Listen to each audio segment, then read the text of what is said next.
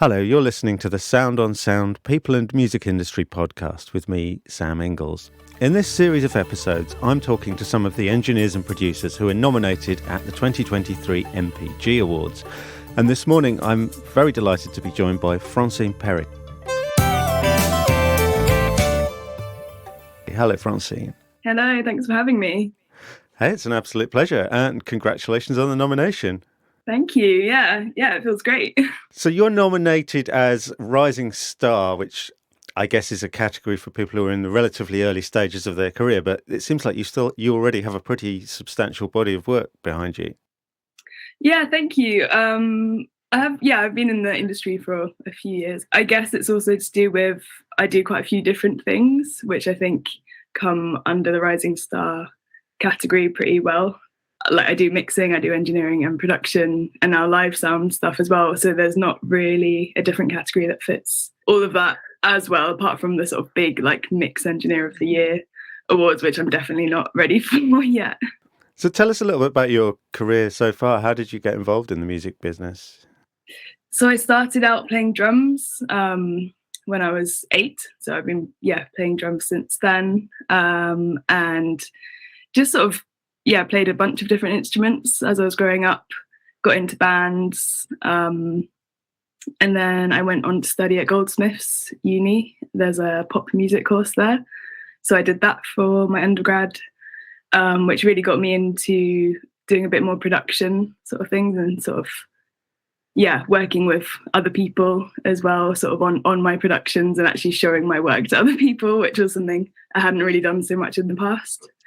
And then when I left Goldsmiths, I had sort of put out a few EPs by myself, like under my own name. But I think I kind of realized I was sort of quite good at the technical side of things. So I decided to go into that side of things because I think I didn't feel like I had, I was about to kind of get a job as a musician at that point. So I was like, okay, I've taken a bit to like recording and things like that. Let's try and go into that side of things. And I got a job as an assistant at Goldsmiths Music Studios, which is linked to the uni. So that was under Miko Gordon, who's an amazing engineer. He's actually up for the Engineer Award at the MPGs as well. Yeah, and sort of started engineering, also mixing, my friends' work and stuff like that, and went on from there, really. But you're also an artist in your own right. Yeah, so I put out music under the name Leif, and I also have a duo project called ORKA. So I try and do both. It can be hard to find time to do both, but I do think it's an important part of what I do is kind of writing my own music as well. And I think that helps me when it comes to understanding artists in the studio. I think it helps that I've kind of been on both sides. And it seems like you have a fairly strong kind of electronic bent to your production than your skill set. Yeah, that's something that's happened, I guess, in the past 5 or 6 years. I've gotten really into electronic music. But as I said, it started more with drums and more rocky or folky music. But it's something I'm really into in my personal life. So it's definitely something that's coming into the sort of people I work with as well. So you big into analog synths then, or do you do everything on a laptop? A bit of both. I love analog synths. I love Modular as well. I was very fortunate to spend 3 years working at Mute, the record label. So I was the head engineer within the record label, and they had this amazing sort of small mix room downstairs in the label, but it had an amazing amount of old school analog synths and this Roland 100M kind of modular setup, and Mini Moog, and all the kind of classics. So that was amazing just to spend 3 years kind of working there and recording those. Yeah, I think that would be a lot of people's dream gig. So what sort of projects did you work on while you were there?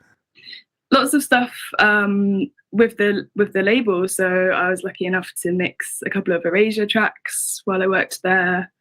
I worked with artists like Simon Fisher-Turner, Visionist, who's also known as Louis Carnell, and HAAi, who I now sort of met otherwise, but I now share a studio with the artist DJ called HAAi. So yeah, a bunch of really great artists I was able to work with.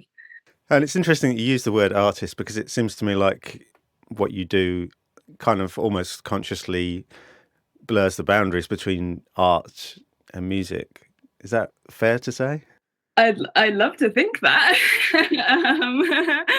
That's very kind of you to say. Perhaps, yeah.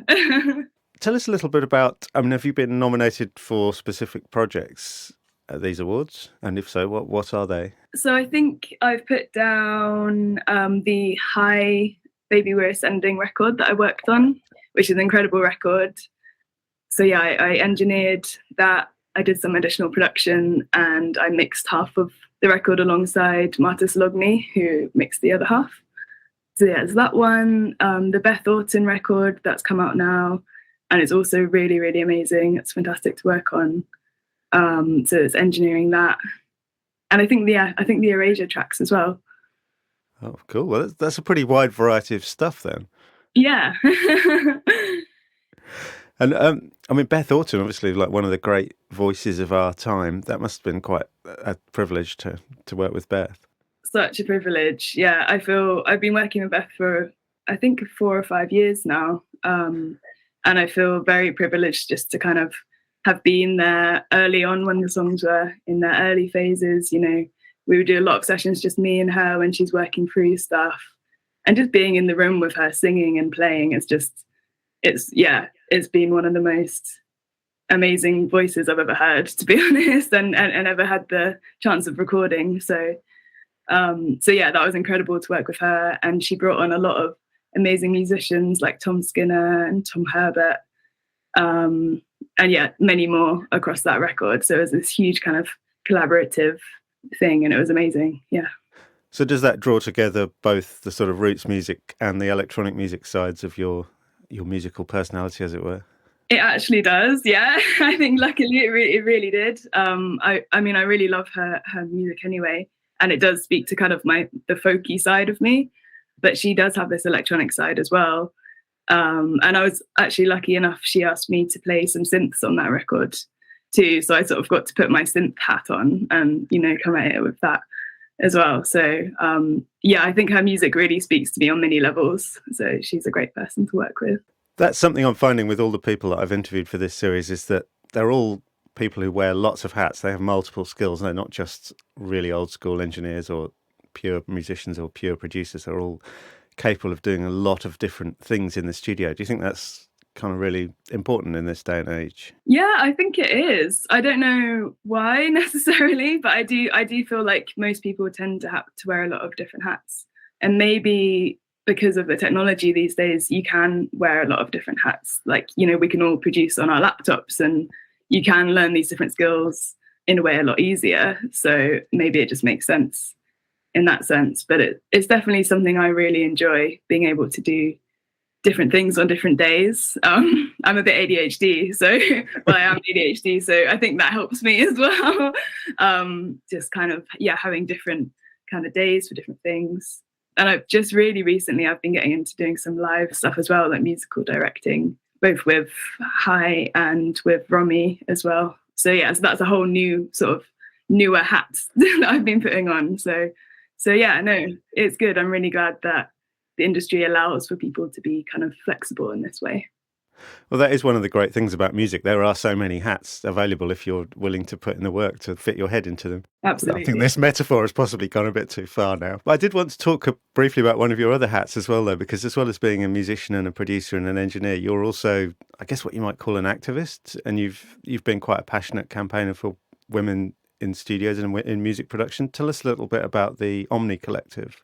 So myself and Naomi Jackson, who's an amazing live sound engineer, she currently works at the South Bank Centre.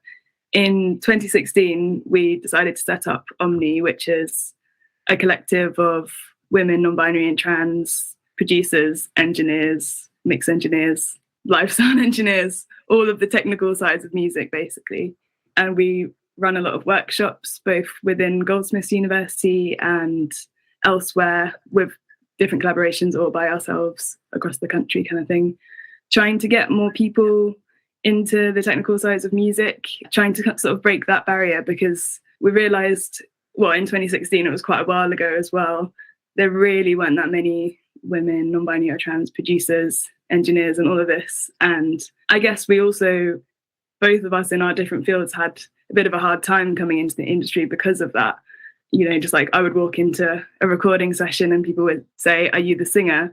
You know, and things like that. And just kind of constantly having to prove yourself in a way that I feel like my male counterparts weren't having to do.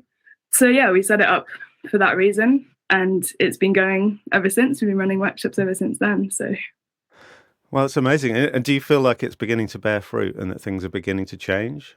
I really do. Yeah. And not just down to us at all. There's so many other groups who are doing amazing things and campaigning in the same way. And I really feel like there is definitely change happening, especially in London, which, you know, we're lucky to kind of sort of be living and working here. But I feel like the next step will probably be pushing out to other areas that aren't as privileged to have this kind of all of the stuff that we have in London. So yeah, and it's very noticeable looking at the nominations for the awards this year. There's really quite strong representation of women in most of the categories, which is brilliant to see.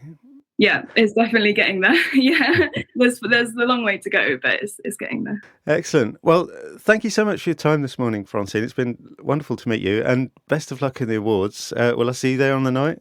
Yeah, I'll be there. Yep, it's my first time going, so yeah. Awesome. Well, fingers crossed. Have your speech ready, I hope. I don't know anything. I'm just cautioning you to be prepared. And yeah, thanks so much. Great to meet you. Thanks so much, Sam. Lovely to meet you too. Thank you for listening. And be sure to check out the show notes page for this episode, where you'll find further information along with web links and details of all the other episodes. Oh, and just before you go, let me point you to the soundonsound.com/podcasts website page, where you can explore what's playing on our other channels.